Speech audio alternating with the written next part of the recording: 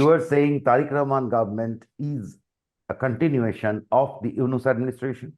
I think the Tariq Rahman administration is coming more and more under the influence of Jamaat-e-Islami. That there is not a single even item of the, decisions making concerning India, for example, that has been changed by the Tariq Rahman government. Even when Khalilur Rahman came to India, he called it a stopover. He didn't even want to describe his visit as a, Yeah, it was laughable and objectionable. Yes, absolutely. It showed that a lack of seriousness. And really, Tariq Rahman has not made a single statement. If you notice one thing, Awami League, if they want to remain politically relevant, and they must recognize that they are politically relevant. So if they want to exert their political relevance, as I've just explained it, then they have to adjust and find a way back into the political mainstream. You're absolutely right that as far as the, I must point out one thing, when you say that Sheikh Hasina remains in power, it is because as far as the grassroots work of the Awami League is concerned, they recognize Sheikh Hasina as their leader. And you're also right that there are many people who today, maybe in India or in other parts of the world, they are not really accepted by the same grassroots work of the Awami League. But so let's look at Sheikh Hasina and let's look at the people in Bangladesh. And I think you're right, absolutely. Sheikh Hasina and the Awami Leaguers in Bangladesh have to work together to rejuvenate the Awami League. I think that, when Khalil Rahman was in Delhi, I think the statement that India put out at the end of that visit was very clear. In the beginning of the visit, they were even prepared to call it an official visit. But at the end of the visit, they were very correct and very brief and to the point and said, we will negotiate with Bangladesh on every issue and then the result will be decided. So I think India is worried about what is going on because we know that Pakistan's intention is to go back to the pre-1971 days. And there is enough of a lobby among the Jamaat because, obviously, and the Jamaat is trying to control the BNP. So in that sense, you have the Jamaat controlled situation coming back. There's one thing is the Pakistan-Turkey axis, but we already know that China held a meeting of Pakistan, China, Bangladesh. Right.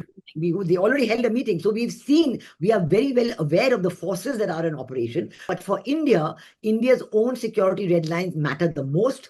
And we are deeply concerned by what is happening in Bangladesh. We've seen how even, the Northeast Indian insurgent groups, some of them are back in operation in Bangladesh. We have seen the Jaish-e-Mohammed, the Lashkar-e-Taiba, the ISIS and all kinds, Al-Qaeda, all of them come. It's as if it's become a global jihadi launchpad, I think we are watching it very carefully. And we surely will take everything on board in deciding our next steps. And I think the Awami League itself, to come back to the original question, must also take this on board.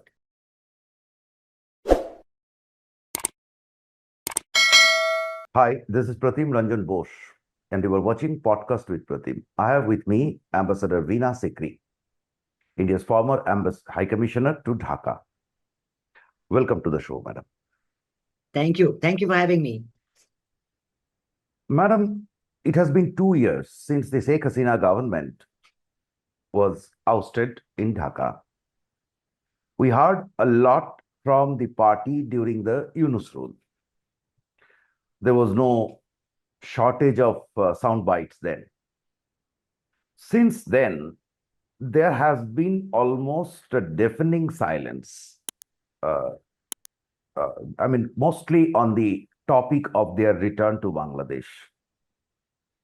As of now, Awami League is conspicuously absent from the news space in either India or Bangladesh. Why this is so, madam? Well, I think first we have to look at the Awami League in itself. And I would say that we have to recognize the important role of the Awami League from 2 points of view. One is the Awami League as a political party that was formed way back in 1949, immediately after the partition of the subcontinent and the independence of India.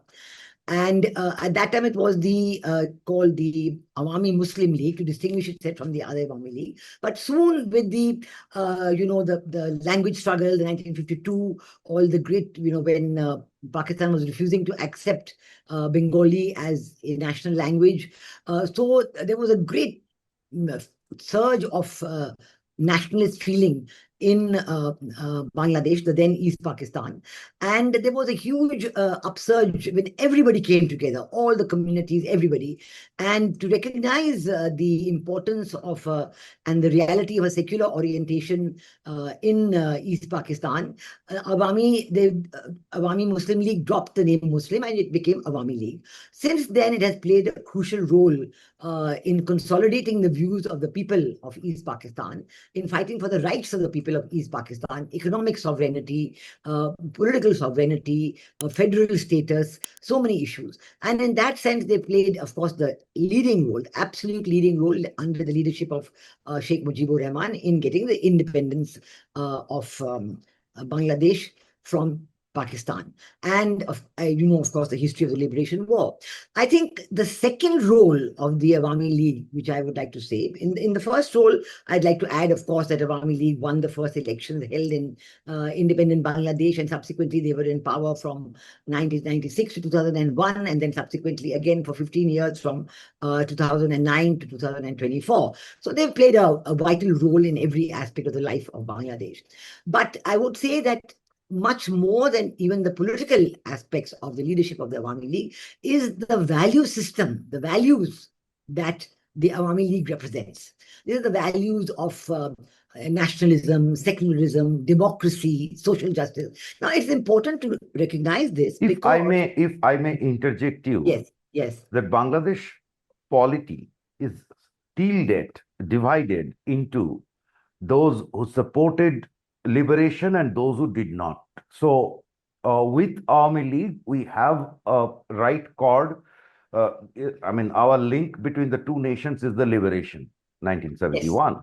Yes. So Awami League is a right chord over there. So that is umbilical cord, kind of.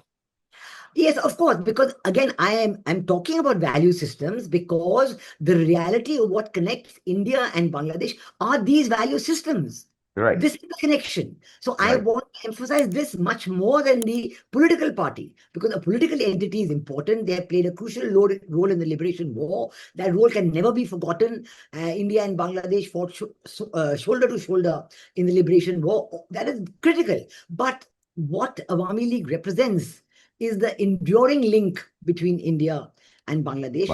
And I think I'd like to also emphasize one more point, that even in Bangladesh, if you say, as most people say, that the Awami League enjoys vote bank support of 30 to 40%, I would say that even more than that, there are a significant number of people in Bangladesh, particularly among the young, who value what the liberation war represents.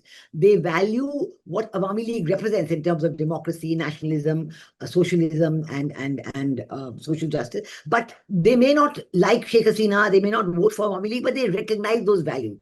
So if you add the Awami League party members plus those who support the value system that the Awami League represents, it's a very large percentage of the population of Bangladesh.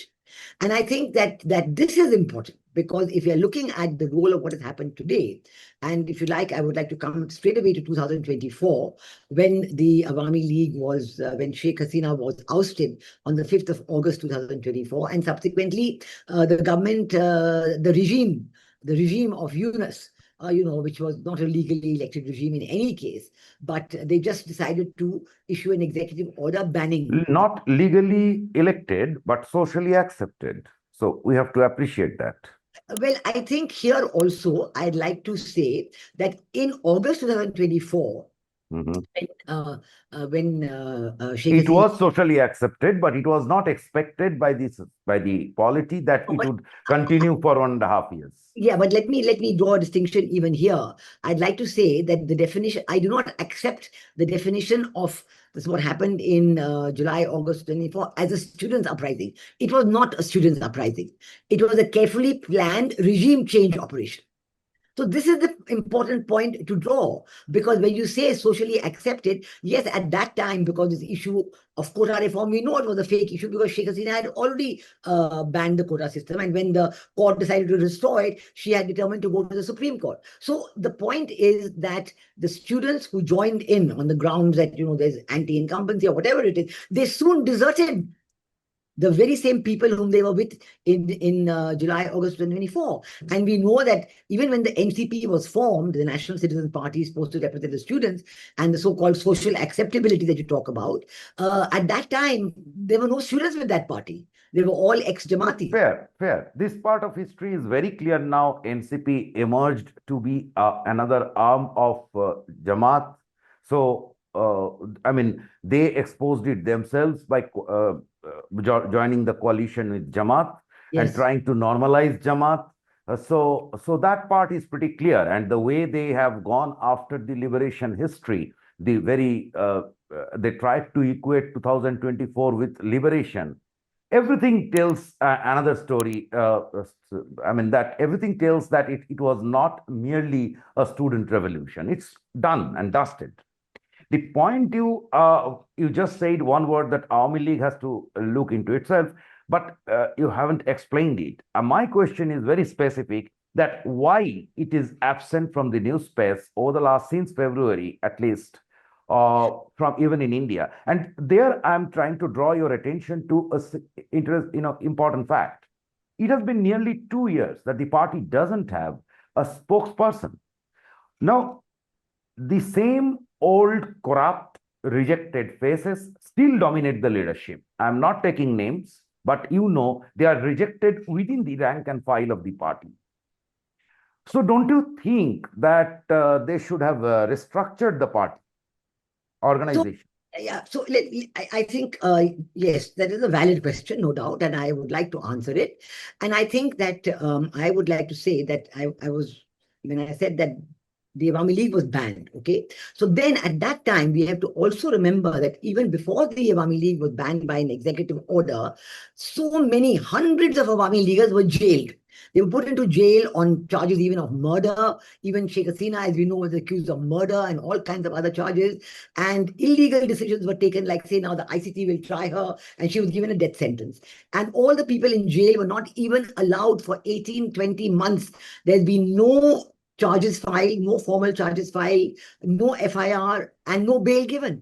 So, in fact, what the Yunus regime tried to do, and that is being continued under the present government of Tarique Rahman, Right.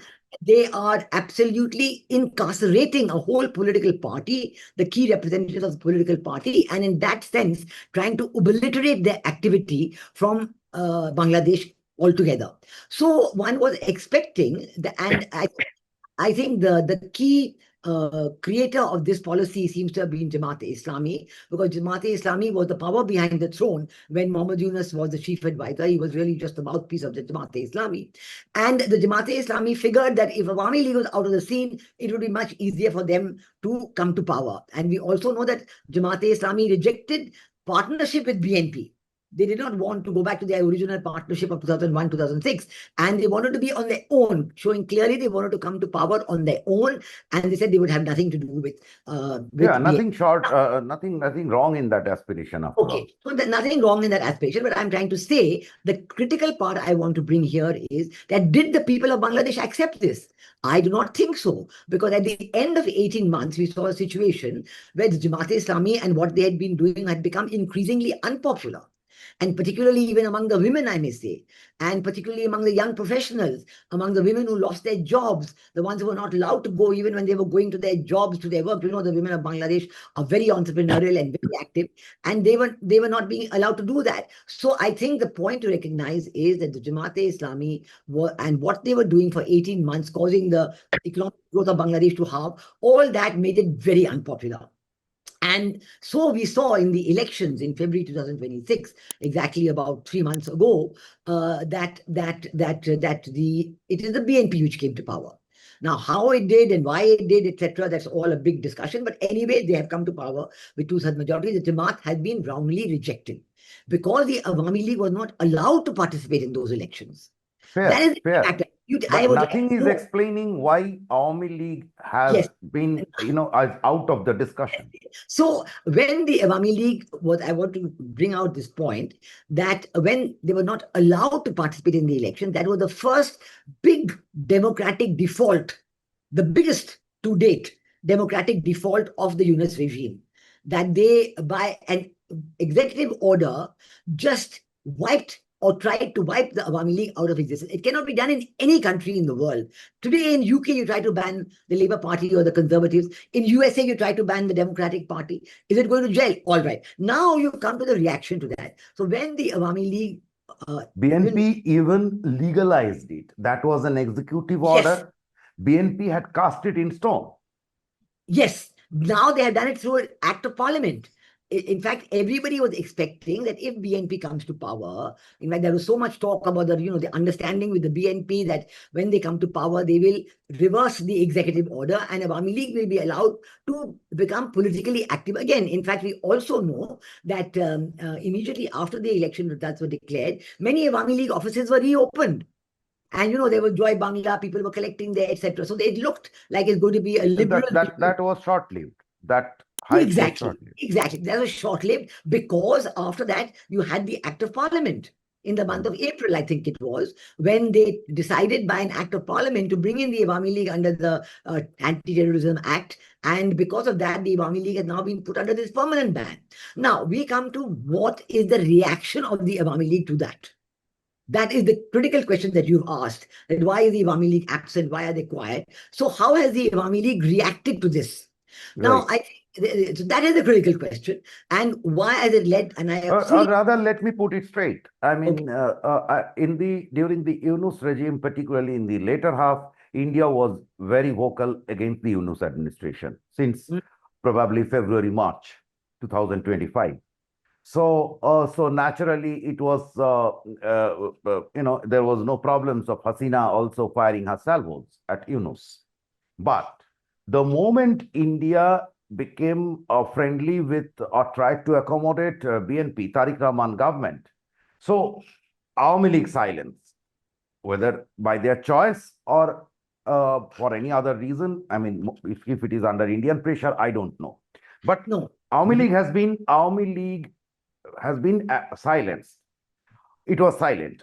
But the bigger problem is that we don't see any movement within the party, visible movement, that says that the party is, it wants to get back, because after all, it has a fight ahead. So that is what I am trying to know from you. No, I understand fully what you're saying. And I'm sure, and I think the biggest illustration that Awami League wants to get back, exactly what you said, is the way in which the offices were reopened immediately after the election results, which showed quite clearly that BNP was willing to accommodate them. That BNP was willing to accommodate them, to allow them to come back into the political mainstream. Of course, BNP is in power for the next 5 years, all that is fine. But allowing Awami League to become politically active again is something that BNP seems to have accepted. Now, I think we have to look at the last 3 months. Because in the last 3 months, 2 or 3 things have happened. First of all, of course, ultimately it came together with that Act of Parliament, which has permanently banned Awami League, number one. But number two, I have to recognize, and I think we all have to recognize, that the BNP, under the leadership of Tariq Rahman, has not been able to exert himself at all. And what we are seeing in Bangladesh today is really a continuation of what was happening for the last 18 months in Bangladesh, where the Jamaat-e-Islami controlled all the levers of power. And today, I think in Bangladesh... So you are saying Tariq Rahman government is a continuation of the Yunus administration? I think the Tariq Rahman administration is coming more and more under the influence of Jamaat-e-Islami. And they're doing exactly what the Jamaat-e-Islami wants them to do. And that is why it is seeming as nothing but a continuation of the Yunus regime of the previous 18 months. And I think that this is what is the biggest problem that we are facing, because I think you can see that there is not a single even item of the, decisions making concerning India, for example, that has been changed by the Tariq Rahman government. Whatever was all the dispensations which were changed by Yunus, which prevented the trade from going ahead normally, which destroyed the links of trade, which forced so many factories to close in Bangladesh. So many women, hundreds and thousands of women became unemployed because of that. It was because of the decisions of the Yunus regime backed by the Jamaat-e-Islami. One would have expected that when you come back to power, you would have seen a change in that. A willingness, yes, let's go back, let's, start on a new page. Nothing of that happened. Even when Khalilur Rahman came to India, he called it a stopover. He didn't even want to describe his visit as a, Yeah, it was laughable and objectionable. yes, absolutely. It showed that a lack of seriousness. And really, Tariq Rahman has not made a single statement. If you notice one thing, that there are very, very few statements that Tariq Rahman has made. Though this is irrespective of the fact that India had put its best foot forward to Tariq Rahman government. Yes, and in fact, part of the So the understanding long-standing allegations of BNP that India knows only Hasina is absolutely wrong. India has been actually, at its best this time. I can tell you that it is absolutely wrong because India has always talked to all political parties. I have been there in Bangladesh. I know, keeping in touch with all political parties, political movements, political groupings, students groupings, everybody. We stay in touch with everybody. So to say that India put its eggs only into one basket is completely wrong. So I think that it is the same BNP leadership that practically rejected Pranab Mukherjee. Yes. But we're still talking to everybody, and we are really hoping that we want Bangladesh to be a democratic, prosperous. So, madam, due to paucity of time, I'm once again interjecting. Okay. Now, I want a brief answer. Do you think that Awami League should restructure? I have another point to add. Awami League was an organization-driven party. Yes. But over the last 15 years of power, they have converted themselves into a Hasina-centric family shop. Now when Hasina is convicted, so that means that the whole party is logjammed. So don't you think that it is time Hasina should operate from behind and have restructured the party? There is no successor to the party. Something should emerge. Yeah, I think you're right. Let me explain one point, that Awami League, if they want to remain politically relevant, and they must recognize that they are politically relevant. So if they want to exert their political relevance, as I've just explained it, then they have to adjust and find a way back into the political mainstream. You're absolutely right that as far as I must point out one thing, when you say that Sheikh Hasina remains in power, it is because as far as the grassroots work of the Awami League is concerned, they recognize Sheikh Hasina as their leader. And you're also right that there are many people who today, maybe in India or in other parts of the world, they are not really accepted by the same grassroots work of the Awami League. So one has to recognize that in the Awami League today, we have a structure where you have Sheikh Hasina and you have the grassroots workers in Bangladesh, and several leaders who are still in Bangladesh, who never left Bangladesh. Many of them have been jailed, but many of them are out of jail also. So I think that those in Bangladesh have gone through the grind. Yes. Those who have gone out should be questioned. The family members of the Sheikh family members, they are questioned for exiting the country at least 48 hours in advance before the collapse. So I think indicating that they were well aware of the plot, right? So why should the party cadre accept this leadership? When I say leadership, I'm only talking of Sheikh Hasina right now. I am not talking of any of the other interim layers, people who have left the country and you said may have left the country even before. I'm not talking of them at all, because I feel that those leaders, many of them living abroad, may not actually be acceptable to the grassroots workers of the Awami League. And even if they wanted to go back, they're not able to go back, and they're not going to be recognized by the Awami League at all. But so let's look at Sheikh Hasina and let's look at the people in Bangladesh. And I think you're right, absolutely. Sheikh Hasina and the Awami Leaguers in Bangladesh have to work together to rejuvenate the Awami League, to reassert the political relevance and acceptability of the Awami League within Bangladesh. This is crucial. And this is how they have to organize themselves. They have to see what is the best way of doing it, whether it is by, there's so many ways of doing it. Some people go for movement, some people go for, smaller groups and reasserting your relevance in different ways by seeing who your constituents are today. There's a lot of ways of doing it. And I'm sure Sheikh Hasina, with her political experience and long experience in government and of heading the political party and heading the government, so she is very astute in these matters, and she should find a way now. Time is of the essence, and she must put her best foot forward in finding a way out of the situation so that the people who are there in Bangladesh today, they are able to reassert their relevance, reassert their acceptability, which is there. We know it's there because we know that the popularity of the Awami League just before the elections was at an Whether it all-time is popularity or because of the failures of Yunus and BNP, natural negative sentiments that that is happen. always yeah, that Yeah. is always there. So all put together, I understand there is a degree of acceptability. With what percentage, let us not argue, but there is a degree of acceptability, substantial degree of Yes, acceptability of Awami League. This I part is agree. correct. This Yes, part is yes. correct. But where I am frustrated as a Bangladesh watcher is number one, I do not agree that 50 years after liberation, you can keep on churning those old stories. I mean, they are not going to save you. You have to do your politics. No, I agree with you. Let me say one thing that, you're right. 50 years ago, there are many people today in Bangladesh, Allah, Yeah, the boss, Gen Z is barely who not, aware. but I must say that even the Gen Z, even the younger people who were not born at the time of liberation, the vast majority of them value what the liberation They war gave them. value, but they will So, not purchase those 1971 stories. no, I no, no, mean, no, no, no, no. I'm saying that they value their Bangladeshi.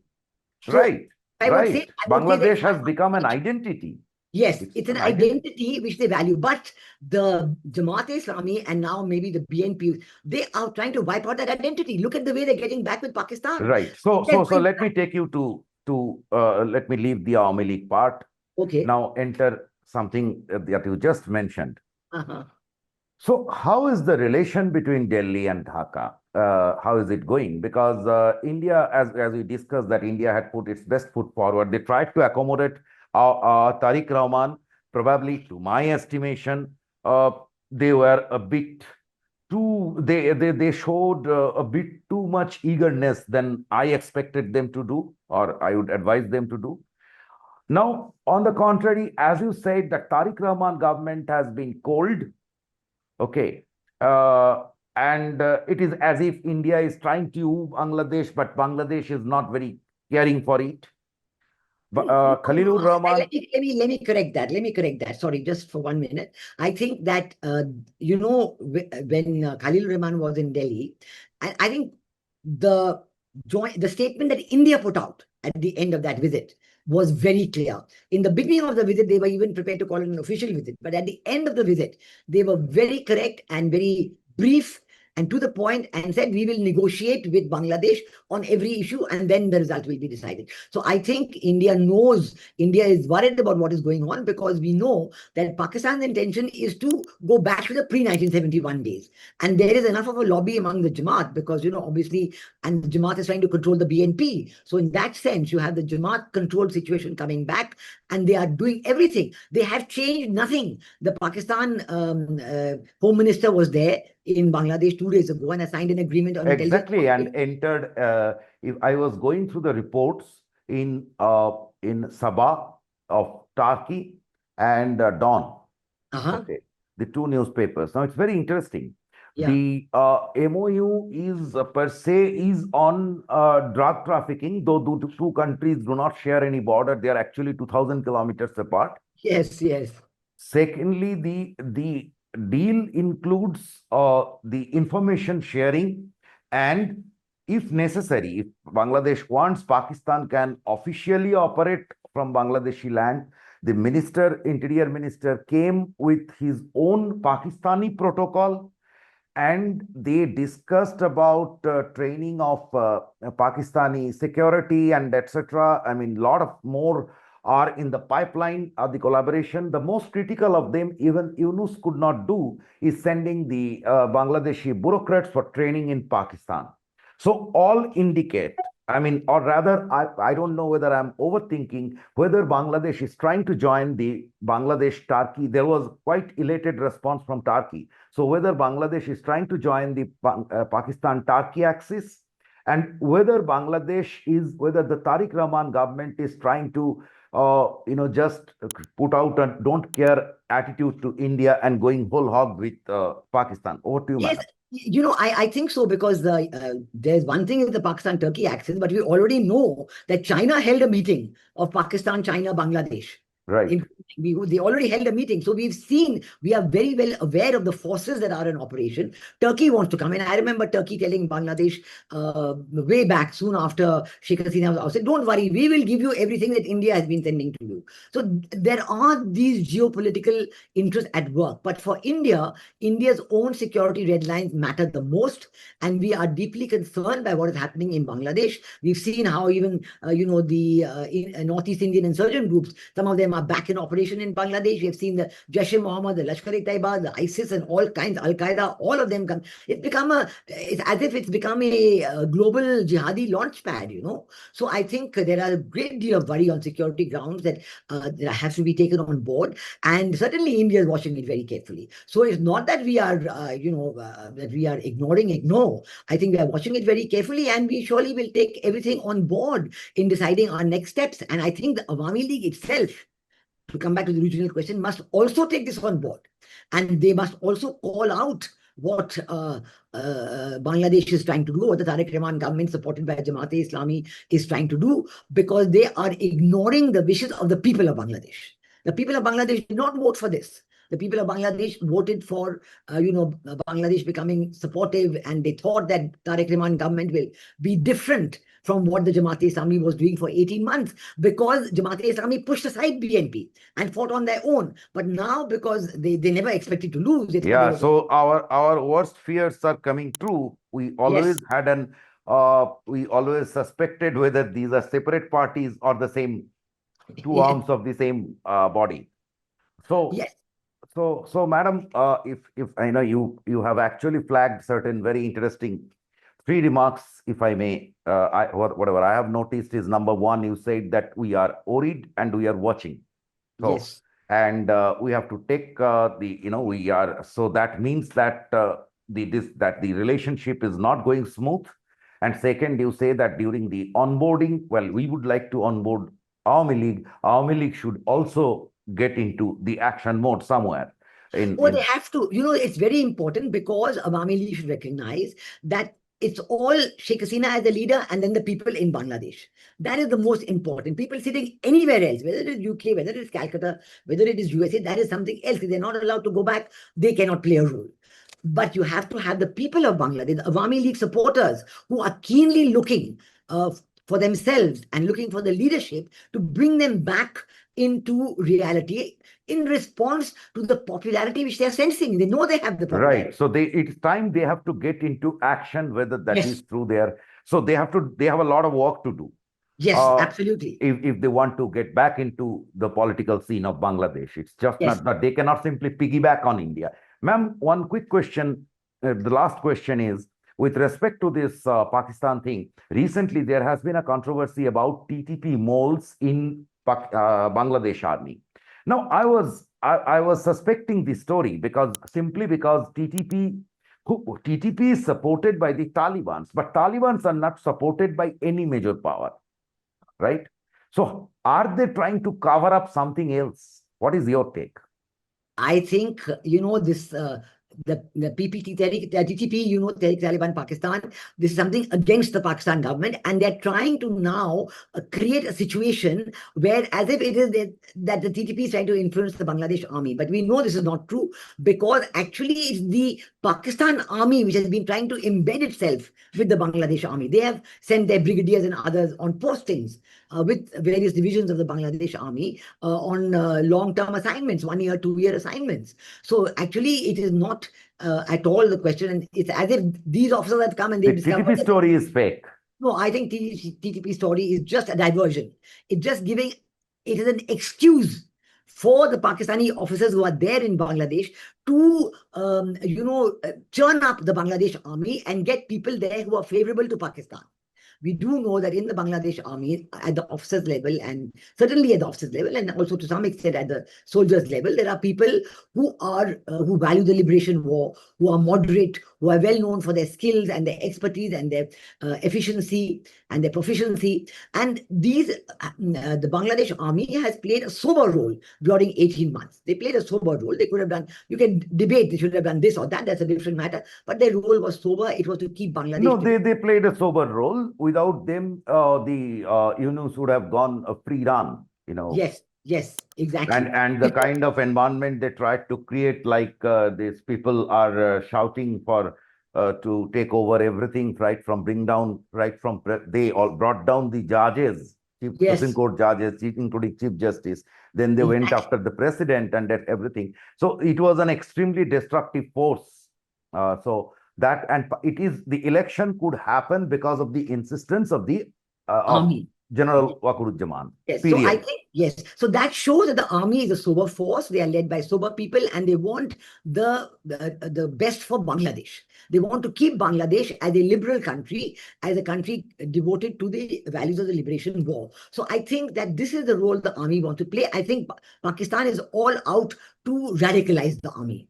They want to bring in, I mean, this business of bringing the TTP in is an attempt at radicalization, because now you will, somebody will be accused of being a TTP, he's going to be thrown out, somebody else will be brought in, that person will be the exact opposite. You know, it's churning something which is creating a great deal of disturbance in the Bangladesh army. And I think that Tariq Rahman, whose father was, you know, played a very big role, is from the army, played a big role in the liberation war. You should realize the importance and significance of the role of the Bangladesh army at all stages, and he should seek to maintain that role without giving in to pressure from Pakistan, which is being exercised through the Jamaat-e-Islami. So there are two very sensitive points today in Bangladesh. One is, as you said, that for the Awami League to redefine how they're going to get back into the political mainstream, and the methodologies, the getting together of the people that should be done. And in this, the role of former Prime Minister Sheikh Hasina is critical.